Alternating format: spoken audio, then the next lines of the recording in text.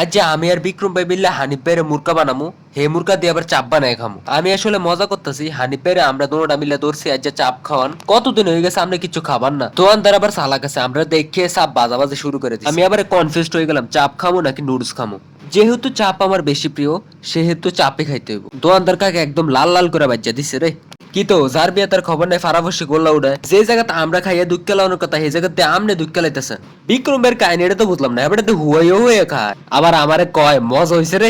আমি বুঝলাম না আমরা কি ফাউ খাইতে মেছি না হ্যাঁ ফাউ খাইতেছে, এটা বুঝলাম না। যে ট্রিট দেয় তো খায় না, এতে হ্যাঁ দুঃখ লাইতেছে খাইতে খাইতে। আবার কুদ্দুর ফরফর কয় গরম গরম হলে খান কিতেন। আর আপনারা সবাই জানেন আমি বাদে সবাই আশের মতো খায়। মেঘের একটা দিন গরম গরম সাপ খেতে আসলে আমার অনেক ভালো লাগতেছে। আর আমি জানি হানি বেসিকা মনে মনে কয় আরে যারটে আজাতে না বুঝে তোর তো মজাই লাগবো। এই মেয়ের কাহিনীটা তো বুঝলাম না, তোমরা খাইতেছে চুপচাপ কইরা এরম খানাই খাইছে, খাইতে খাইতে দাঁতও লাগাই লাইছে। হানিফের মনটা কিন্তু অনেক বড়, এবারে আমরা মাঝে মধ্যে খাবায়।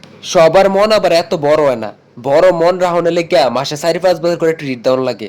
যেরকম হানিফ ভাই সামনের থেকে 4-5 বার করে ট্রিট দিব মন বড় রাহনে লেগে।